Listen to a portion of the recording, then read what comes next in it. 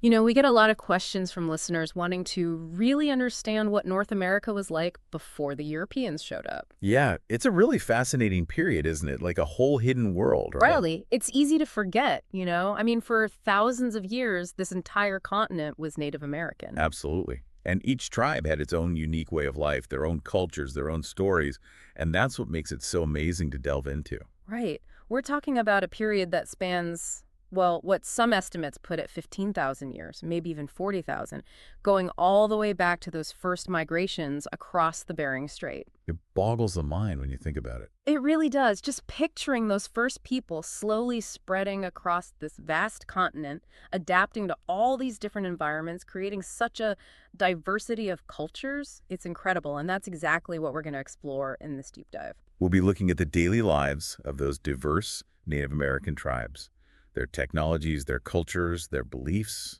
And even some of those truly remarkable civilizations that thrived long before Columbus set foot here. Exactly.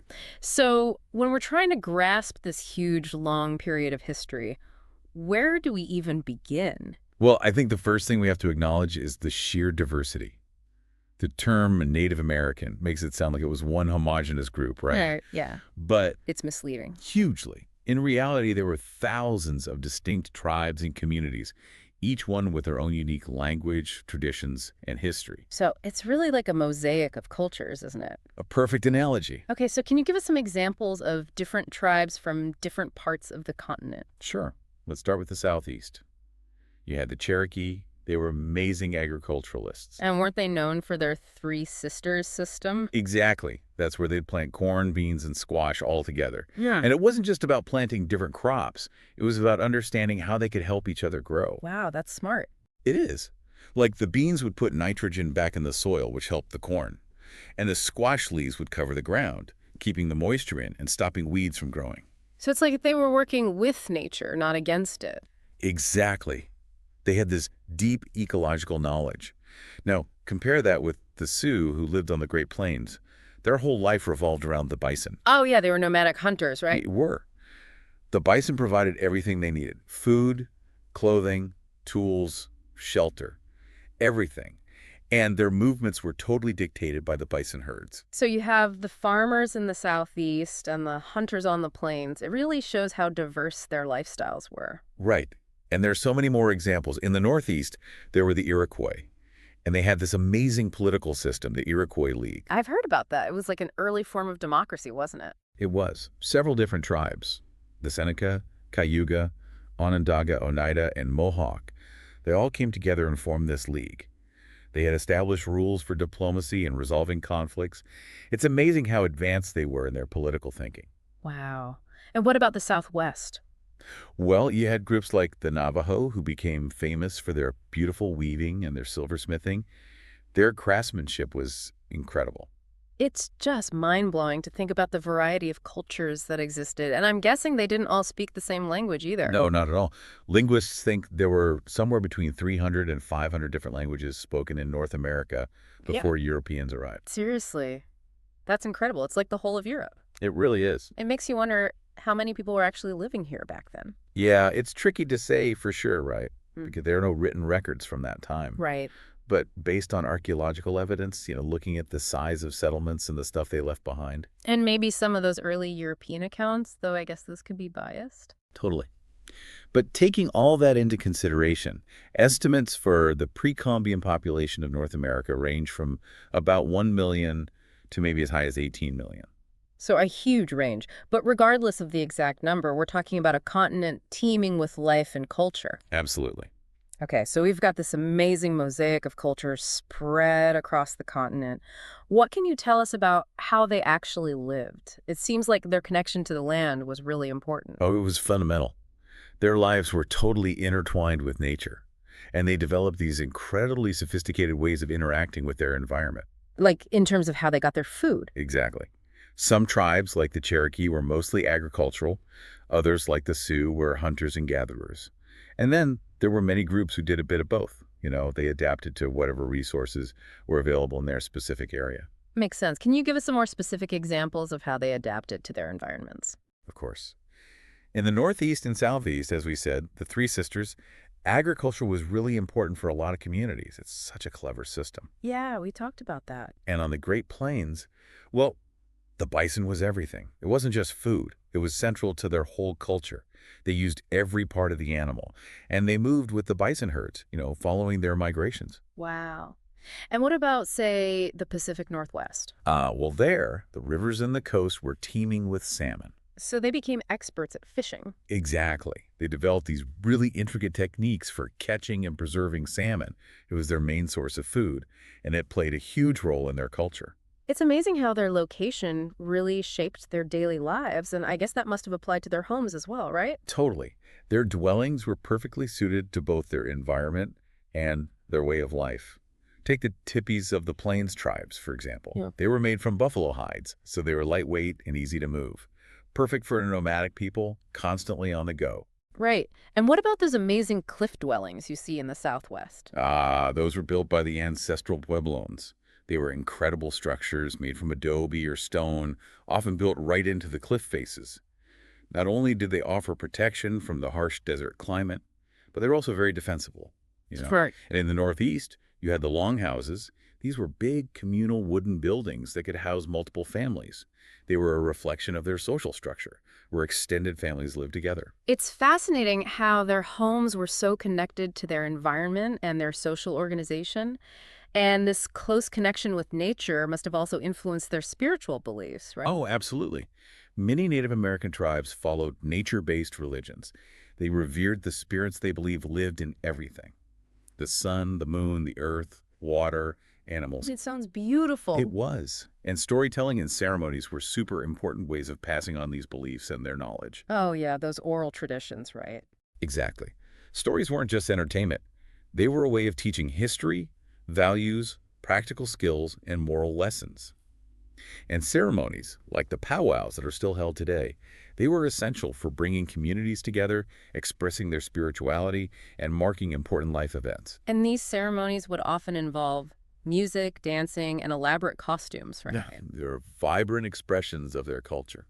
Earlier, you mentioned matrilineal and patrilineal societies. What did that mean for their daily lives? Sure. In matrilineal societies like the Iroquois, lineage and inheritance passed down through the mother's side of the family. Women often held a lot of power and influence. They made decisions, they passed down knowledge, and they played key roles in their communities. Wow, that's so different from what we usually think of in terms of historical societies. It is. But in other tribes, they had patrilineal systems, where descent was traced through the father's line. And in those societies, men typically held more power. So it just shows, again, how diverse they were. Now, I'm sure all these different environments and ways of life led to some pretty ingenious problem solving. What can you tell us about their technologies and skills? Well, they were incredibly resourceful. They learned to use the materials they had around them, stone, bone, wood, plant fibers, to create everything they needed. I know they were skilled hunters. They were. They made spears, bows, and arrows, and they were masters at using them. And they developed sophisticated techniques for working with stone. They could make tools for grinding grain, shaping wood, all sorts of things. And they had trade networks too, didn't they? They did, and some of them were huge, spanning vast distances. They weren't just trading goods either. They were trading ideas and cultural practices. Wow, so they were more interconnected than we often realize. They were. Like, archaeologists have found turquoise from the Southwest all the way up in the Midwest. That shows you just how far these trade routes stretched. And in the Northeast, they used wampum, which were beads made from shells, as a form of currency. Interesting. And what about transportation? How do they travel all these distances? Well, for tribes that lived along coasts or rivers, they built canoes. They were often big, sturdy canoes, perfect for navigating waterways. Dugout canoes, right? Yeah, those are the ones. And for overland travel, well, they mostly walked. But in some places, they used dogs to pull travois, which were like sleds they could load with goods. So they found ways to get around. And it wasn't just tools and transportation they were good at, was it? I've read about some pretty impressive engineering feats. Oh, yeah, they were amazing engineers. The irrigation systems built by the Hohokam people in the Southwest are a great example. They built these incredibly complex canal systems to bring water to their crops in the desert. It was really sophisticated stuff. Wow. It challenges the stereotypes we often hear about Native Americans, doesn't it? It really does. Okay, so let's talk about some of the specific pre-Columbian civilizations that existed. There were some pretty remarkable ones, weren't there? There were. The Mississippian culture, which flourished along the Mississippi River from about 800 to 1500 CE, is a great example. They had this major city, Cahokia, in what's now Illinois. I've heard of that. It was a huge city for its time, wasn't it? It was. Cahokia was this vast complex with these massive earthen mounds. We think they were platforms for temples, homes for important people, and places for ceremonies. At its peak, it may have had a population of 10,000 to 20,000 people. That's incredible. And what about the ancestral pueblones in the Southwest? Those cliff dwellings are iconic. They are. The ancestral Puebloans lived in the Four Corners region. And yeah, they're famous for those amazing cliff dwellings, like the ones you see at Mesa Verde.